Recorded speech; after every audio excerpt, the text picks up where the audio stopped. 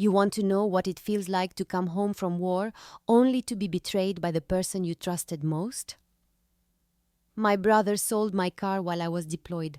Not just any car, my 2006 Mustang GT that I spent 3 years restoring with my own hands.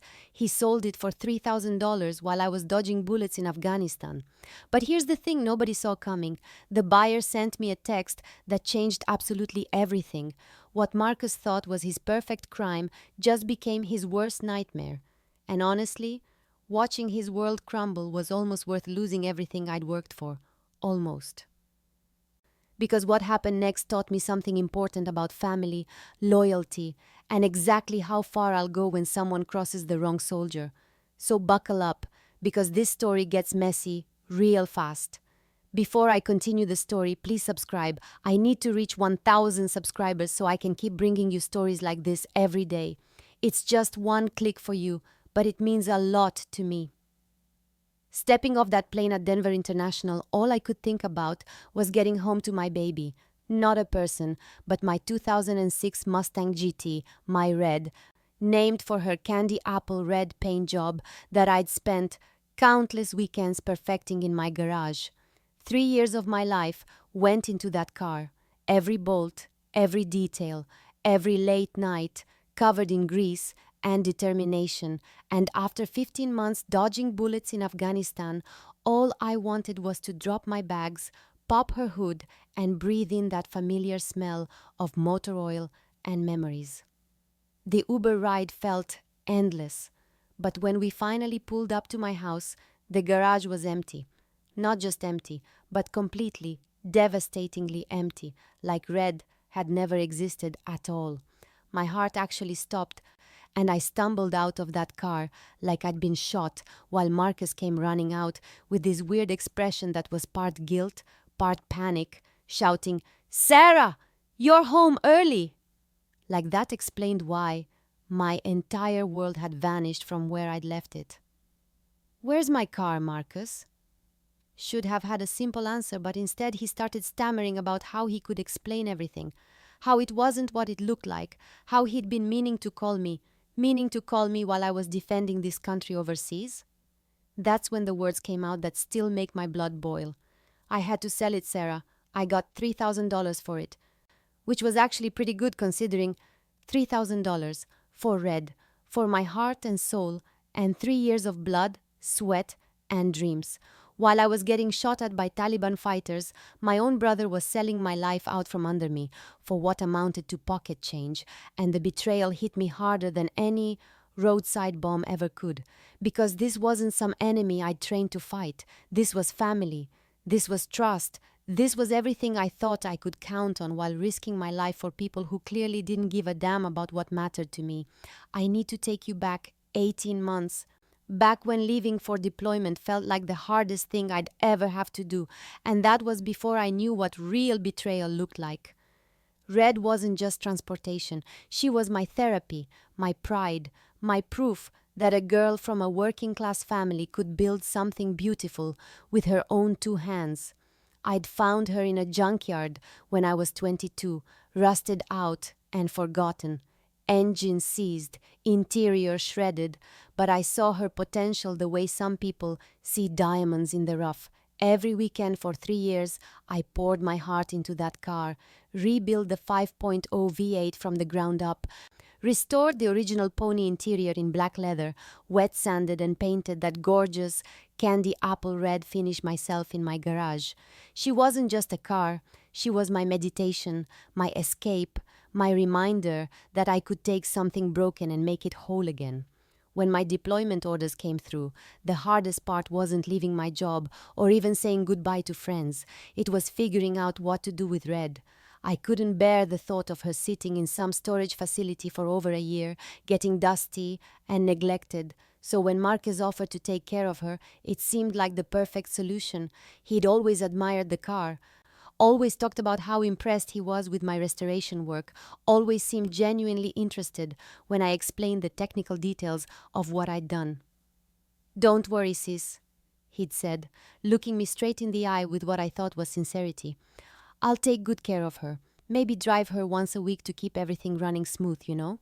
I even gave him detailed instructions: what oil to use, how often to start her up, which mechanic to call if anything went wrong. I trusted him completely because he was my little brother, because family was supposed to mean something, because I never imagined that the person I was leaving my most precious possession with would see dollar signs instead of memories, would see an opportunity instead of a responsibility, would see my deployment as his chance to cash in on 3 years of my blood, sweat, and dreams. 15 months in Afghanistan as a combat engineer isn't something you sign up for lightly. It's something you do because you believe in service, because you believe in protecting the people back home, because you believe that sacrifice means something when it's for the right reasons. Every morning I woke up knowing that today might be the day an IED took me out. That today might be the day I wouldn't make it back to see red again. But I did it anyway, because that's what soldiers do. We put our lives on the line so the people we love can sleep safely at night. I cleared roadside bombs, built fortifications under sniper fire, and watched good people get shipped home in flag-draped boxes, all while telling myself that the sacrifices were worth it, because I had a family back home who understood what I was fighting for. Marcus had always been the reliable one, the brother who helped me with homework growing up, who cheered me on when I enlisted, who seemed genuinely proud when I made sergeant. When I'd video call home, he'd always ask about my safety first, then about when I was coming back, and sometimes he'd even show me Red through the window, give me updates about how she was running, how he'd taken her for her weekly drives, just like I'd asked. "She misses you," he'd say with this grin that made me feel like maybe I hadn't made a mistake, trusting him with the most important thing in my world. The hardest part about deployment isn't the danger, it's the isolation, the feeling that life back home is moving on without you, that maybe the people you're fighting for don't really understand what you're giving up for them. But Marcus made me feel connected, made me feel like someone back home really cared about protecting the things that mattered to me. I'd lie in my bunk after particularly brutal days, holding on to the thought that Red was safe, that Marcus was keeping his promise, that I had something beautiful waiting for me when this nightmare finally ended. I trusted him with more than just a car. I trusted him with my sanity, my hope, my reason for coming home alive. And that trust, that belief that family meant something sacred, that's what made his betrayal cut so deep. Because I didn't just lose a car when he sold Red, I lost my faith in the very people I'd been willing to die to protect. Looking back now, I should have seen the warning signs, but when someone's your little brother, you want to believe they've grown out of their worst impulses. You want to believe that the kid who used to throw tantrums when you got better grades has actually matured into someone trustworthy. Marcus had always been the golden child who never had to work for anything, the one who got a brand new car for his 16th birthday, while I worked double shifts at McDonald's to afford my beat-up Honda, the one who got his college tuition paid in full, while I joined the military to earn my GI Bill. Our parents treated his failures like temporary setbacks and my successes like lucky accidents. When I made honor roll, it was because I was naturally smart, but when Marcus barely passed his classes, it was because he was going through a tough time and needed more support. When I restored Red, spent every weekend for 3 years learning everything about engines and bodywork, transforming a piece of junk into something beautiful.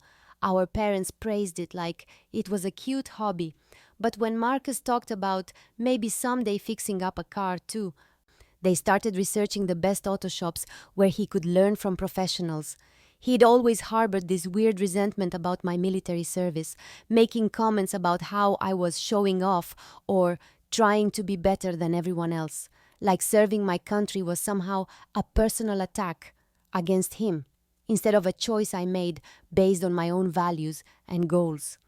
The truth is, Marcus had never earned anything in his life, never had to sacrifice for anything he wanted, never learned that some things are sacred and off limits because our parents always swooped in to fix his mistakes and fund his impulses. So when he looked at Red, sitting in my garage, he didn't see 3 years of my life, my passion project, my pride and joy.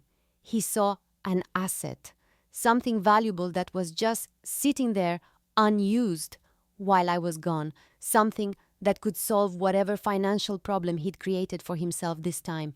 And the worst part?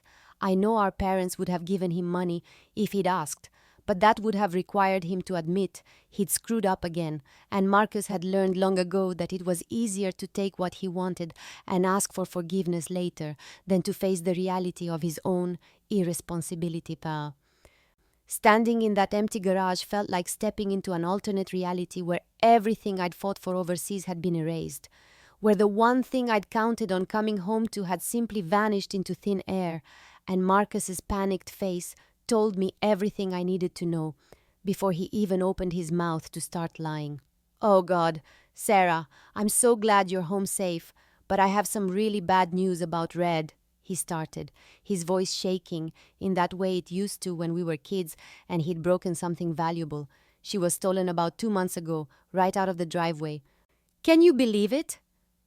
But something about his story felt wrong immediately. If your sister's prized car gets stolen while she's deployed, wouldn't that be the kind of thing you'd call her about right away instead of waiting until she comes home to surprise her with the news? When I asked why he hadn't called me, he switched tactics faster than a politician during election season. "Actually, wait. No, she wasn't stolen. She's at Johnson's auto shop getting some work done, some engine trouble that I didn't want to worry you about while you were dealing with, war stuff."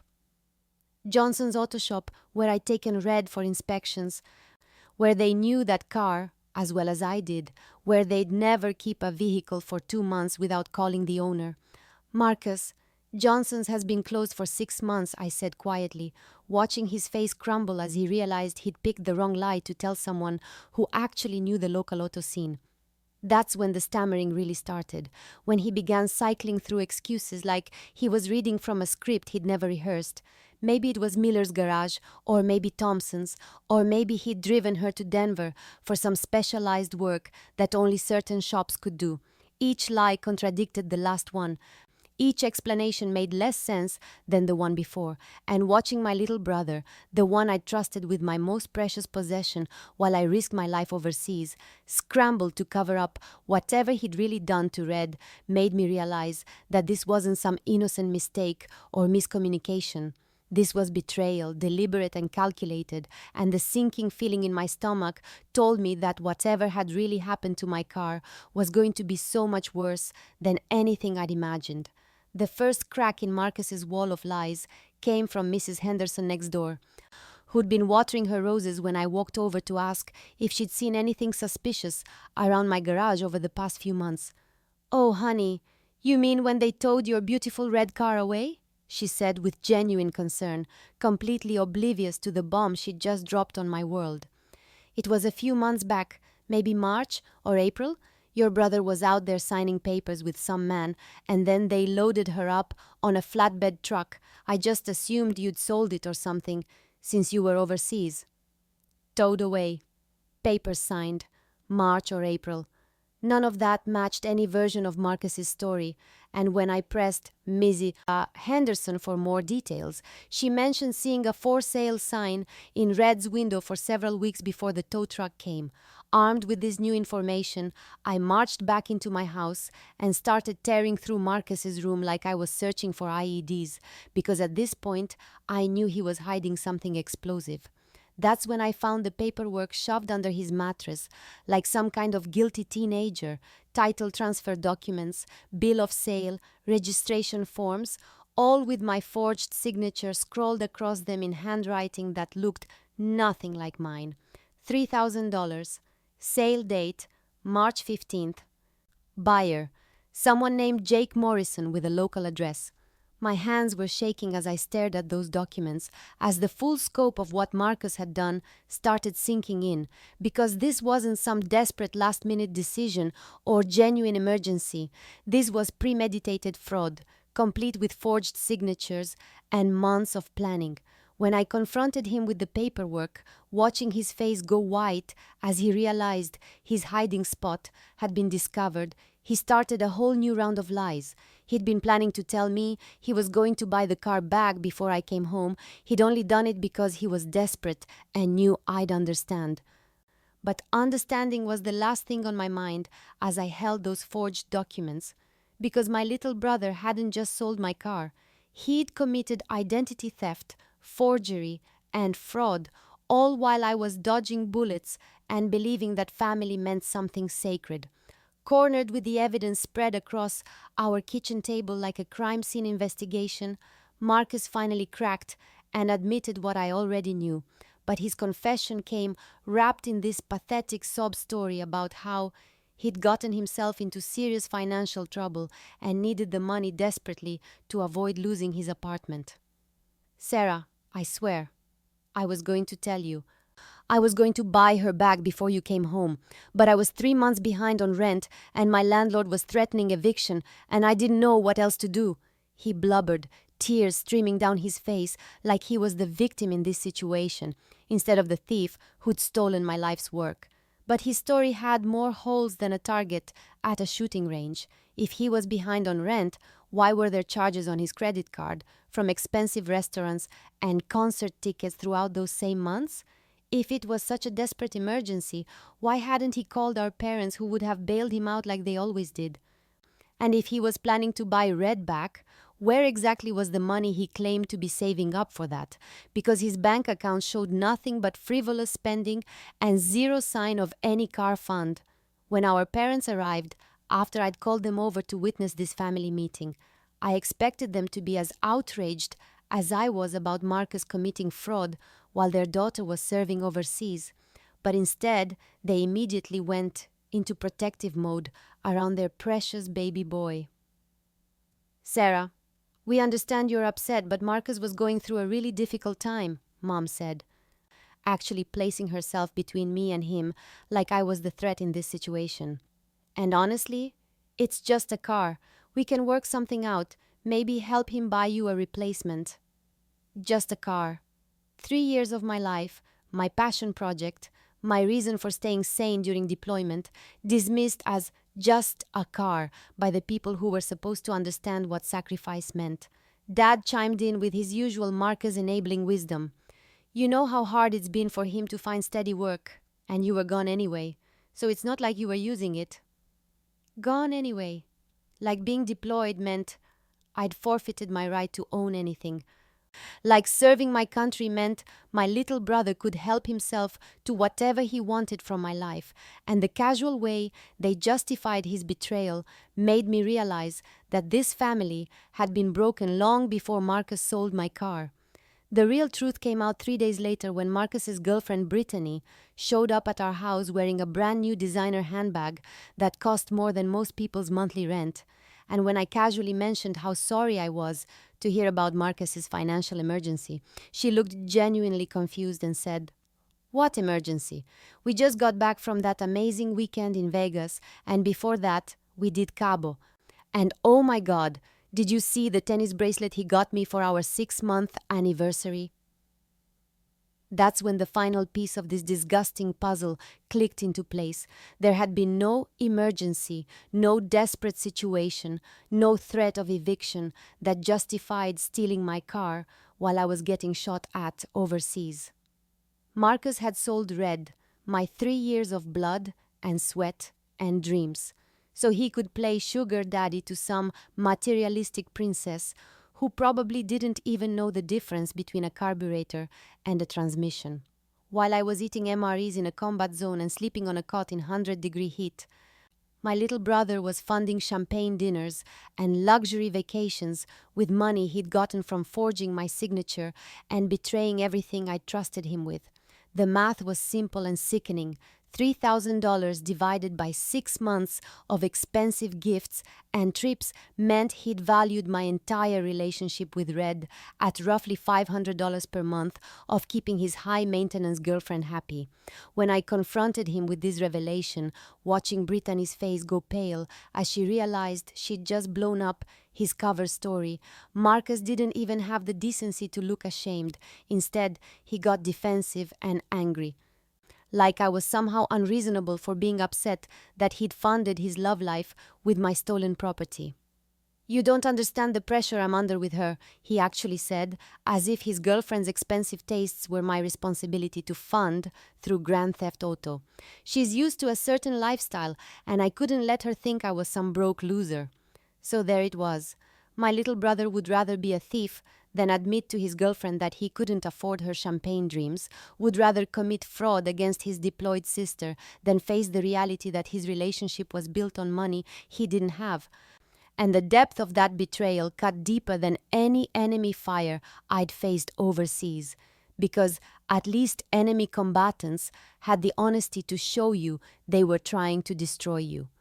When I gathered the family together to expose Marcus's lies about the financial emergency and show them the evidence of his Vegas trips and expensive gifts funded by my stolen car, I expected some kind of reckoning, some acknowledgement that what he'd done was inexcusable, but instead I got a masterclass in how dysfunctional families protect their golden children at the expense of everyone else. "Sarah, you need to calm down and think about this rationally," Dad said, using that condescending tone he'd perfected over years of cleaning up Marcus's messes. "Your brother made a mistake, but you're acting like he committed some terrible crime when really you weren't even here to use the car anyway."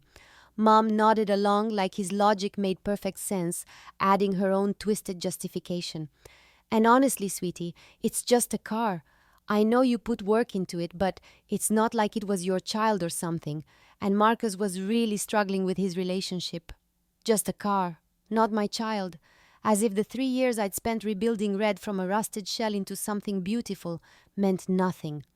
As if the countless nights I'd worked until dawn, perfecting every detail, were just some frivolous hobby that didn't matter once I left for deployment. "You were gone anyway," became their rallying cry, repeated like a mantra that somehow justified Grand Theft Auto, as if serving my country overseas meant I'd forfeited my right to own anything, as if my sacrifice for their freedom gave my little brother permission to steal from me. Marcus just sat there smirking while our parents built his defense, occasionally chiming in with gems like, "I always plan to make it right," and "Sarah's always been dramatic about her cars," watching his family circle the wagons around him while I stood there in uniform, fresh from 15 months of combat, being lectured about overreacting to felony theft. The isolation was suffocating. These people who were supposed to love me, support me, understand what I'd sacrificed for this country, were instead gaslighting me into believing that my anger was unreasonable, that my pain didn't matter, that family loyalty meant accepting betrayal with a smile. Standing in that living room, surrounded by people who shared my blood but clearly didn't share my values, I realized that I'd survived Afghanistan only to come home and discover that my real enemies had been wearing friendly faces all along.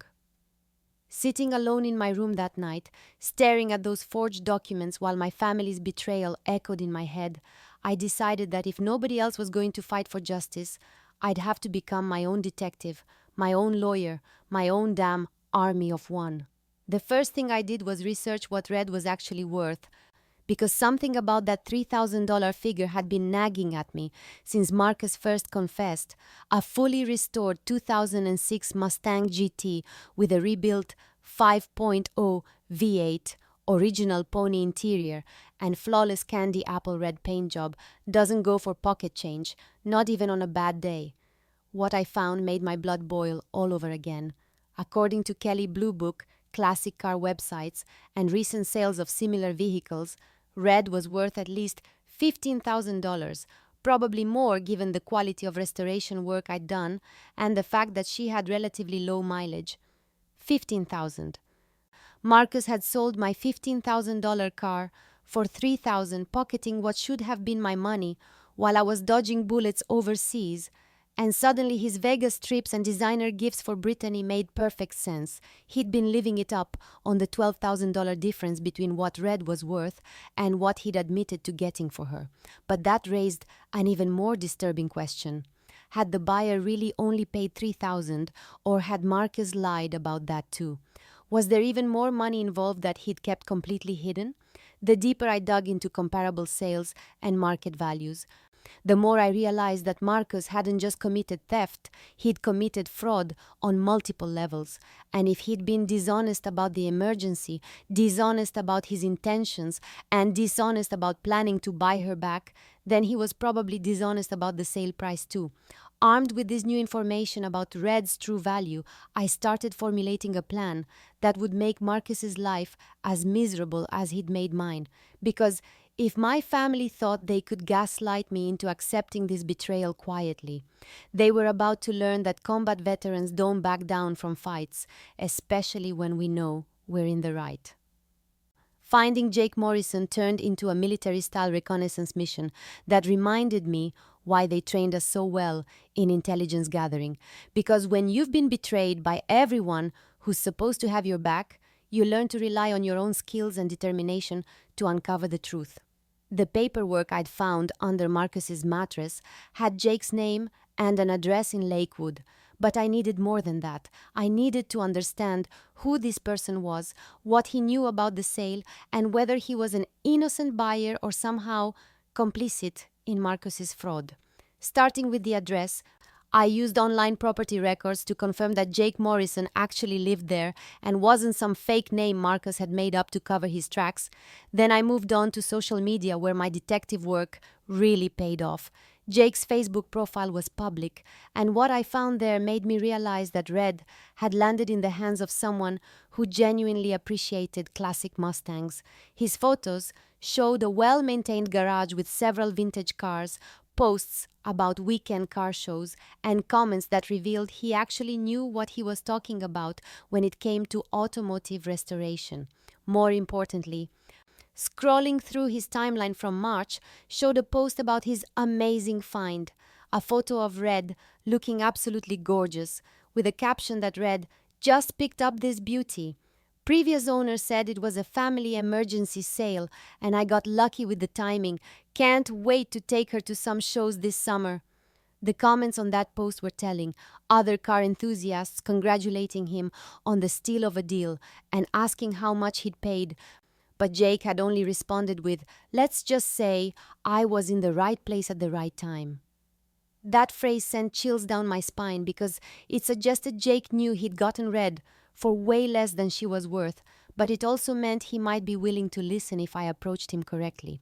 Armed with Jake's full name, address, phone number from the white pages, and enough social media intelligence to understand who I was dealing with, I realized that this stranger might be the key to getting justice, because unlike my lying brother and enabling parents, Jake Morrison appeared to be someone who actually respected classic cars and might have a conscience about the circumstances surrounding Red's sale.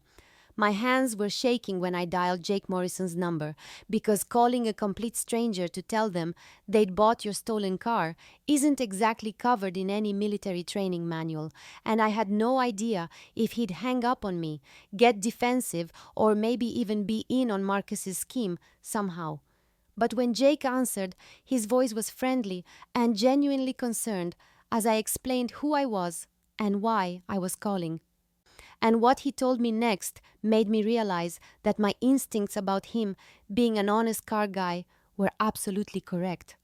"Oh my God, Sarah, I'm so sorry," he said immediately. "I knew something felt off about that sale the moment I met your brother, but I couldn't put my finger on what was bothering me about the whole situation." Jake confirmed that he'd paid exactly $3,000 for Red, which meant Marcus hadn't lied about the sale price, but he also revealed details about their interaction that made my skin crawl with how calculating Marcus had been. "Your brother kept emphasizing that it was a family emergency, that you needed the money fast, but when I asked if I could call you to discuss the car's history and maintenance records, he got really weird and said you were unreachable overseas," Jake explained, his voice getting more uncomfortable as he relived the memory. Then when I asked for documentation of the restoration work, receipts for parts, anything that would help me understand what had been done to the engine, he claimed you'd lost everything in a move and couldn't provide any of that information. The more Jake talked, the clearer it became that Marcus had been deliberately evasive and suspicious throughout their entire interaction. refusing to let Jake inspect the car properly, pressuring him to make a quick decision, and dodging every question that might have exposed the fraud. Honestly, Sarah, I almost walked away from the deal multiple times because your brother's behavior was so sketchy, but the car was absolutely beautiful, and the price seemed too good to pass up, Jake admitted, and I could hear the guilt in his voice as he realized he'd been an unwitting participant in my brother's betrayal. I've been wondering for months if I should try to track you down because that whole transaction never sat right with me, and now that you're calling, I feel terrible about the whole thing. What happened next changed everything and gave me the ammunition I needed to completely destroy Marcus's house of lies, because Jake Morrison turned out to be the kind of meticulous car enthusiast who documents everything. And when he started sending me photos and screenshots from their transaction, I realized I was looking at evidence of fraud that even my enabling parents couldn't deny. I'm sending you the text your brother sent me during our negotiations, Jake said. And I think you're going to be shocked by some of the things he told me to convince me to buy quickly. The first screenshot showed Marcus claiming that I had specifically authorized him to sell red because I was never coming back to Colorado and had decided to stay overseas permanently after my tour ended. Another message chain revealed Marcus telling Jake that I was desperate for money because I'd been injured in combat and needed funds for medical expenses, a complete fabrication that made me sick to my stomach because he'd used my military service to manipulate a stranger into participating in his theft. But the most damning evidence came in a photo Jake had taken of the title transfer documents, where you could clearly see that my signature looked nothing like the real signatures on my military ID and driver's license. The forgery was so obvious that anyone paying attention would have noticed, except Marcus had pressured Jake into completing the transaction quickly without proper scrutiny. He kept saying you were in the field and couldn't be reached for weeks, that this was my only chance to get the car before someone else bought it, Jake explained, sending me screenshots of Marcus's increasingly frantic messages, trying to rush the sale. Looking back now, I realize he was basically scamming both of us, lying to me about having permission to sell and stealing from you while you were serving our country. The final piece of evidence was a recording Jake had made on his phone during their meetup, where you could clearly hear Marcus claiming to have full legal authority to sell red and stating that I had signed all the paperwork before deploying, both of which were outright lies that I now had documented proof of. Holding this evidence in my hands felt like being handed a loaded weapon, because Jake Morrison had just given me everything I needed to expose Marcus's fraud and make sure he faced real consequences for betraying his sister while she was risking her life overseas. The worst revelation came 3 days later when Jake called me back, his voice heavy with the kind of guilt that comes from realizing you've been manipulated into something terrible, and what he told me next made me understand that Marcus's betrayal went so much deeper than I'd ever imagined possible. Sarah, there's something else I didn't tell you the first time we talked because I wasn't sure how to bring it up. But I think you need to know everything your brother said to me, Jake began, and I could hear him taking a deep breath like he was preparing to deliver devastating news. When I kept asking questions about contacting you directly to verify the sale, when I pushed him about why everything seemed so rushed and secretive, Marcus finally told me that you had been killed in action overseas and that your family was selling your belongings to help cover funeral expenses. Killed in action. My own brother had told a stranger that I was dead, had used my imaginary death as a sales tactic to manipulate someone into buying my stolen car, had literally erased my existence to make his fraud more convincing. Jake continued, his voice shaking with anger and disgust. He said that's why he couldn't provide any contact information for you, why there was no time for proper paperwork verification, why I needed to complete the transaction immediately before your parents changed their minds about selling your things. He even said that keeping the car would be too painful for your family because it reminded them of losing you. The calculated cruelness of it took my breath away.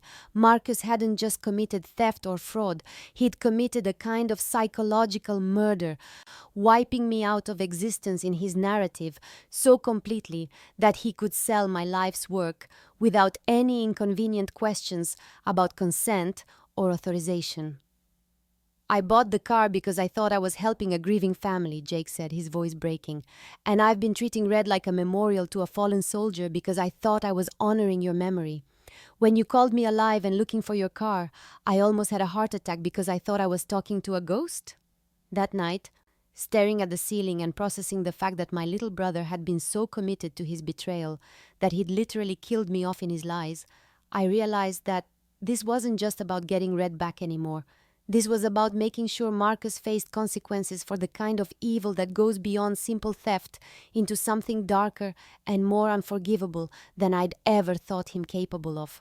Jake Morrison went from being an unwitting participant in my brother's fraud to becoming my most valuable ally in what I started thinking of as Operation Red Recovery.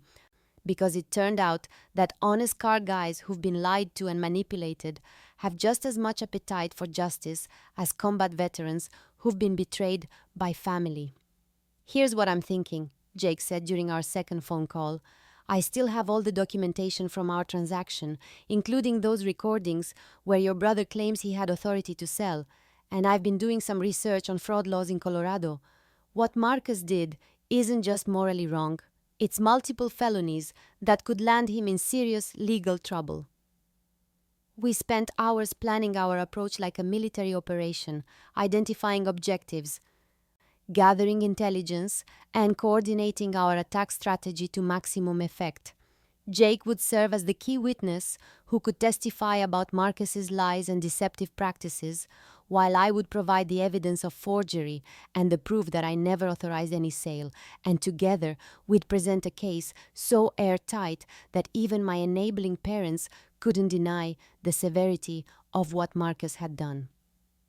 The beautiful thing about this plan, I told Jake, is that Marcus thinks he got away with it, thinks his victim is just going to quietly accept the loss and move on. So he won't see this coming until it's too late to cover his tracks or create new lies.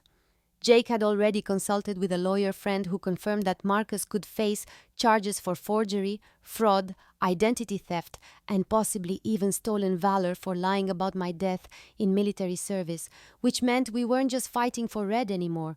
We were fighting to make sure my brother faced real consequences for the kind of betrayal that goes to the core of what family and honor are supposed to mean. I want to be there when you confront him, Jake said, because I want to look him in the eye when he realizes that his lies caught up with him, and I want him to know that decent people don't tolerate this kind of behavior. Armed with evidence, legal backup, and an ally who understood exactly how personal this had become, I felt ready to take my little brother down and show him what happens when you betray someone who's been trained to fight and win against impossible odds. Walking into Attorney Jennifer Walsh's office felt like entering a war room, where I was finally going to get the professional ammunition I needed to take down Marcus's entire empire of lies. And when I laid out the evidence Jake and I had gathered, the forged signatures, the recorded conversations, the fake death story, the proof of Red's true value, I watched her eyebrows climb higher with each new piece of documentation until she finally looked up at me and said, "Sarah, your brother didn't just commit theft. He committed a symphony of felonies that could put him away for years." Jennifer walked me through every charge we could pursue: forgery in the first degree, for faking my signature, criminal impersonation for claiming authority he didn't have, theft of property worth over $15,000, which made it a Class 4 felony, and identity theft for using my information without consent, plus the possibility of stolen valor charges for lying about my military death to facilitate his fraud. "The beautiful thing about this case," Jennifer explained, "is that your brother created a paper trail and witness testimony that makes prosecution almost guaranteed, especially with Jake Morrison willing to testify about the deceptive practices and false claims." But here's where my military training really paid off. Instead of rushing in with guns blazing like Marcus probably expected his dramatic sister to do, I decided to wage psychological warfare to let him think he'd gotten away with everything while I quietly built an airtight case that would destroy him completely. For 2 weeks, I played the role of the defeated victim, letting my parents think their gaslighting had worked, letting Marcus believe that his tears and fake apologies had somehow made this whole nightmare go away. All while Jennifer and I prepared legal documents, gathered witness statements, and coordinated with the district attorney's office about criminal charges. The hardest part was maintaining my composure during family dinners where Marcus would actually brag about his expensive dates with Brittany, literally spending money that came from selling my stolen car while I sat there smiling and pretending to be happy for his success. But every lie he told, every dollar he flaunted, every moment of his arrogant confidence just added fuel to the fire of justice that was about to consume his entire world. 3 weeks after my conversation with attorney Walsh, I called a family meeting, using the most manipulative tactic in my arsenal. I told them I'd been doing a lot of thinking and wanted to work things out like adults, because family is more important than material possessions, basically feeding them every line they wanted to hear about their precious golden boy being forgiven for his little mistake. The satisfaction of watching Marcus's face light up when I suggested we all sit down together to find a solution that works for everyone was almost worth the months of betrayal, because he actually thought his crocodile tears and fake apologies had worked, that his combat veteran sister was just going to roll over and let him get away with fraud because mommy and daddy said so.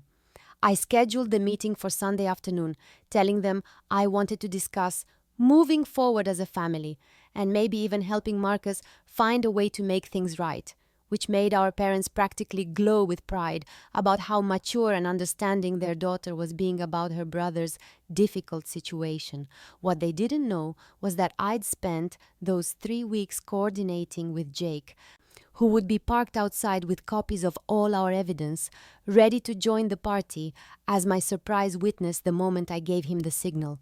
I'd also prepared packets of documentation for each family member, copies of the forged signatures, screenshots of Marcus's lies to Jake, proof of Red's true value, and legal paperwork that would make it crystal clear exactly what kind of felonies their baby boy had committed while I was serving overseas.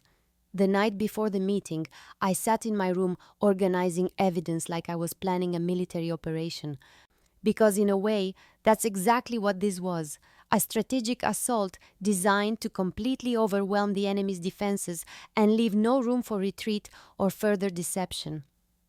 Marcus had played his hand, thinking he was the smartest person in the room, thinking his deployment sister was just some emotional victim he could manipulate and dismiss.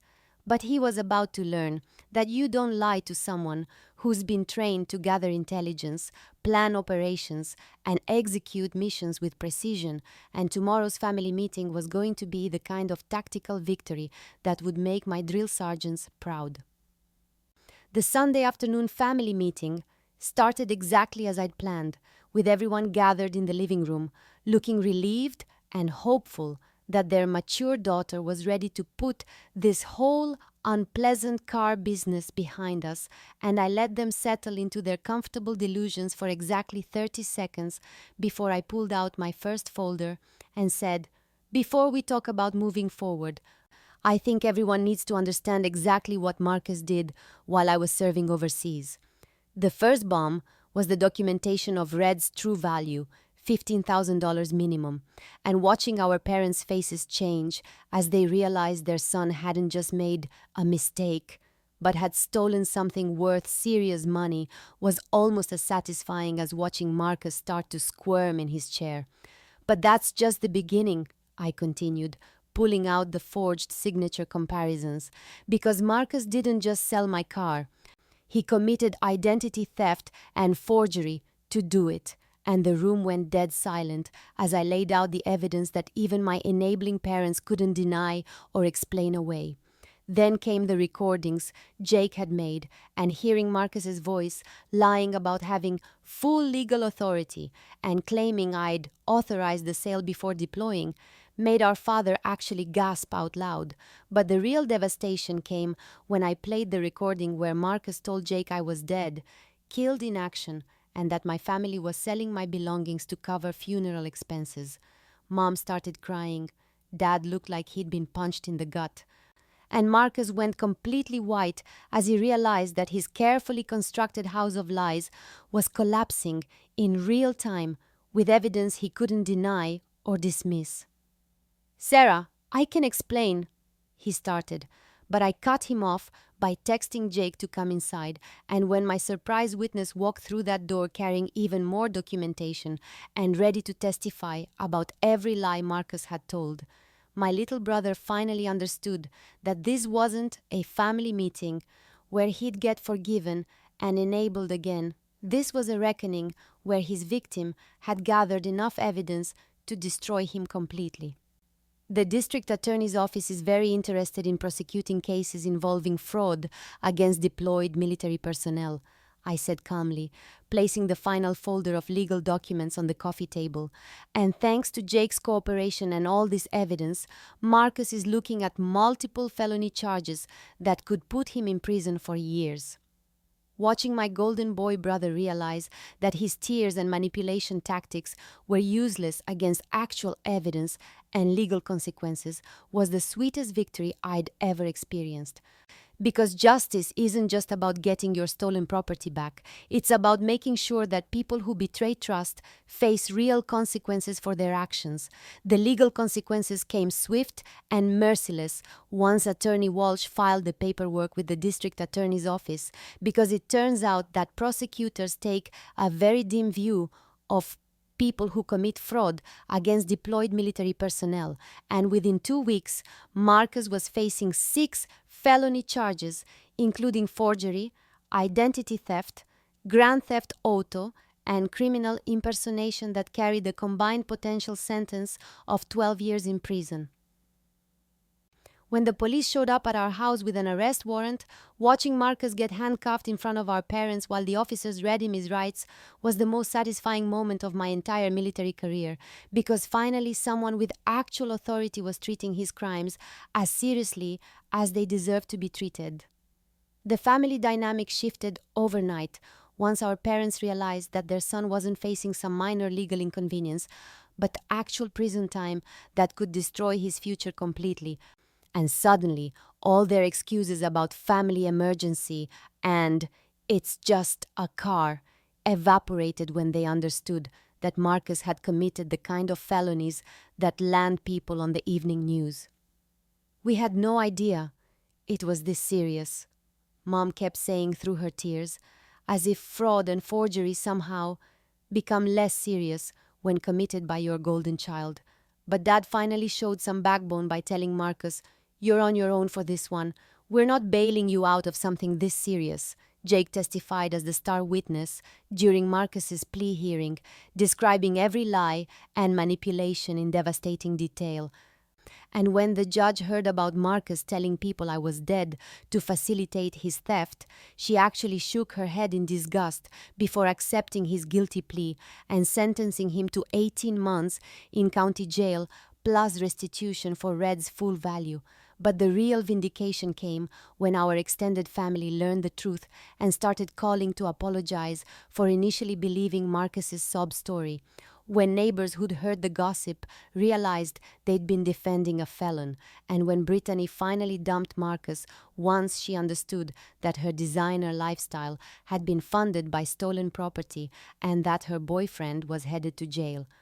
Standing in that courtroom watching my little brother accept responsibility for his crimes felt like the end of a long deployment, exhausting, necessary, and proof that sometimes justice really does prevail when you fight hard enough for it. Getting Red back felt like being reunited with a piece of my soul I'd thought was lost forever, and when Jake drove her up to my house 6 months later, after all the legal proceedings were complete, seeing that candy apple red paint gleaming in the Colorado sunshine made me realize that some things really are worth fighting for, no matter how much it costs you. Jake had taken excellent care of her during the legal battle, treating Red like the treasure she was, and when he handed me the keys with a smile and said, "She belongs with someone who appreciates what real restoration work looks like," I knew I'd gained more than just my car back. I'd gained a true friend who understood what honor and integrity actually mean. The experience fundamentally changed my relationship with my family because I'd learned that love without boundaries isn't really love at all. And I made it crystal clear that my military service and sacrifice would never again be dismissed or minimized by people who'd never put their lives on the line for anything bigger than themselves. From now on, I told my parents during our first conversation after Marcus's sentencing, my relationship with this family is conditional on mutual respect and accountability, because I didn't survive combat overseas just to come home and be victimized by my own brother. Setting those boundaries felt terrifying and liberating at the same time, like cutting away dead weight that had been dragging me down for years. And while it meant some family relationships would never be the same, it also meant I'd never again have to tolerate betrayal disguised as family loyalty. The whole experience taught me that sometimes the people who hurt us most are the ones we trust completely, but it also taught me that I'm stronger and more resourceful than I'd ever imagined, capable of fighting back against injustice, even when everyone around me is telling me to just accept it and move on. Now, when I take Red out for weekend drives through the mountains, feeling that rebuilt V8 purring beneath the hood and remembering every hour I spent restoring her, I'm not just celebrating a beautiful car, I'm celebrating the fact that I refuse to let betrayal define me, that I fought for what was mine, and that justice really can prevail when you're willing to stand up and demand it.